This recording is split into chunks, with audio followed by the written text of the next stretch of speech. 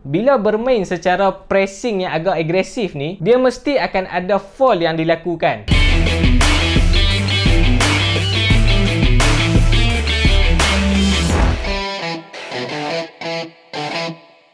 Kalau untuk game pada minggu-minggu yang lepas, kita boleh tengok selalunya pasukan JDT yang mencatatkan kemenangan dengan jumlah gol yang besar. Tapi pada minggu ni dia lain sikit. Vibe tu dia berpindah kepada pasukan Perak.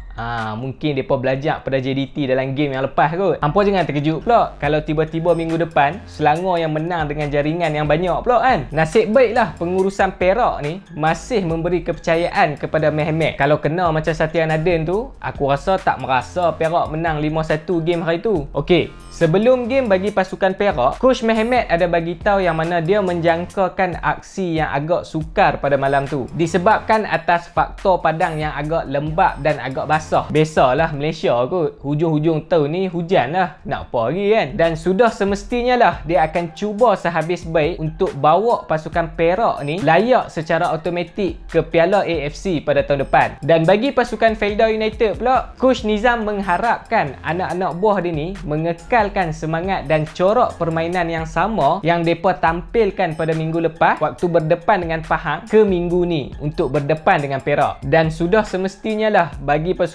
Felda, mereka nak berjuang untuk terus keluar daripada kelompok bawahan Liga. Untuk first 11, bagi pasukan Perak, mereka ada buat 3 pertukaran player di bahagian defense dan di bahagian tengah, yang mana Idris ditukarkan dengan Anthony, Leandro ditukarkan dengan Firdaus dan Hafiz Ramadan masuk menggantikan tempat Farid. Untuk pasukan Felda pula, mereka pun membuat 3 pertukaran di bahagian tengah dan di bahagian serangan, yang mana Fadli masuk menggantikan Jasarin yang menjalani pergantungan, Syahmi ditukarkan dengan Nicholas dan Akmar ditukarkan dengan Khairul Amri. Secara totalnya bagi pasukan Felda United ni, mereka menurunkan 5 pemain import mereka pada malam tu. Kalau on paper, advantage lebih kepada pasukan Perak. Ialah dengan bermain di home dan momentum kemenangan yang mereka ada lah ni. Sebelum tu aku nak share satu benda dengan peminat sukan dekat Malaysia ni. Tak kira lah peminat sukan apa sekalipun, tenis ke, snooker ke, hoki ke, dan khasnya kepada peminat bola sepak di luar negara sana tu, dan hampa masih tercari-cari platform untuk tengok live score dan live stream. Yalah, sebab dekat rumah tak ada Astro lah katakan. Hampa boleh pergi dekat nowgoal.win yang mana live score terbaik dekat Malaysia ni. Dekat situ ada lebih kurang 1,600 lebih liga dan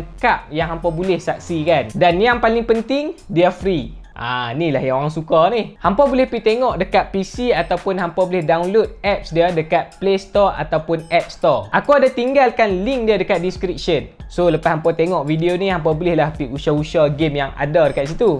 Okey, kita berbalik kepada cerita kita tadi. Bagilah aku nak iklan Sat. Jadi start saja game, kita boleh tengok di awal-awal minit permainan, dua-dua tim ni bermain secara pressing dan attacking. Sebab tu kalau hampa perasan, kita boleh nampak banyak kekasaran yang dilakukan oleh dua-dua tim ni di awal minit permainan. Awal-awal lagi ref dah suka main whistle lah. Tapi untuk 25 minit yang pertama, penguasaan bola ni lebih kepada pasukan Perak. Yang mana keadaan ni dia memaksa player-player Felda ni untuk press lebih lagi kepada pasukan Perak. Dan secara tak langsung, bila bermain secara pressing yang agak agresif ni, dia mesti akan ada foul yang dilakukan. Dan benda itulah yang terjadi kepada pasukan Felda, yang mana dia menyebabkan pasukan Perak ni dapat gol pendahuluan melalui free kick yang dijaringkan oleh Syaril Fikri pada minit ke-16. Dia punya diri tu dah macam Ronaldo lah, tapi gol dia tu macam Messi.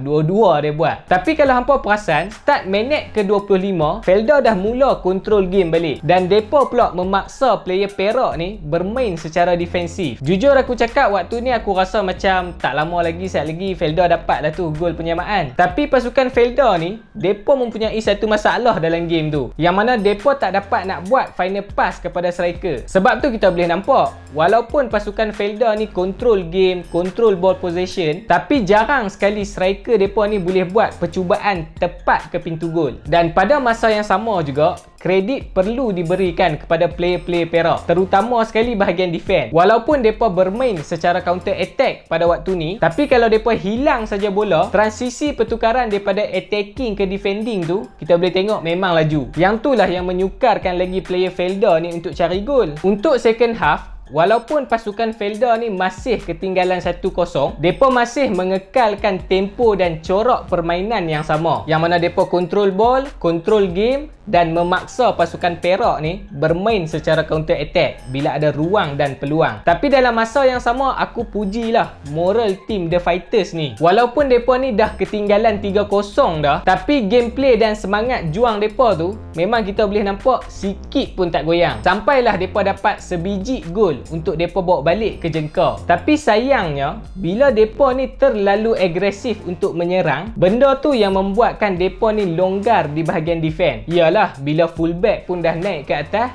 defense tinggal berapa orang lah. Dan benda ni lah yang menyebabkan depa ni dihukum dengan gol demi gol oleh pasukan Perak. Kalau hampa tak percaya, hampa cuba tengok balik. Aku boleh katakan semua gol pasukan Perak waktu second half ni adalah hasil daripada serangan balas dan counter attack yang dilakukan oleh player-player Perak ni, sekaligus mencatatkan 5 gol berbalas 1 di stadium di Ipoh. Player yang mencuri tumpuan bagi aku dalam game ni Syarif Fikri lah, yang mana satu-satunya player tempatan yang mendahului carta penjaring terbanyak Liga Super pada tahun ni. Kalah pemain import pasukan lain tu. Harap-harap dekat skuad kebangsaan pada tahun depan dia boleh perform macam tu lah. So aku rasa tu saja ulasan aku untuk game ni. Kepada anda di luar sana yang nak menyertai kontes video ni pada minggu ni, apa yang perlu hampa buat, hampa hanya perlu komen apa-apa saja di ruang komen di bawah, dan BBSK akan pilih seorang pemenang pada minggu depan. So bertunggu apa lagi? Komen je lah apa-apa pun. Jadi jangan lupa untuk subscribe channel ni untuk dapat berita yang lebih menarik lagi tentang bola sepak yang ada di Malaysia ni.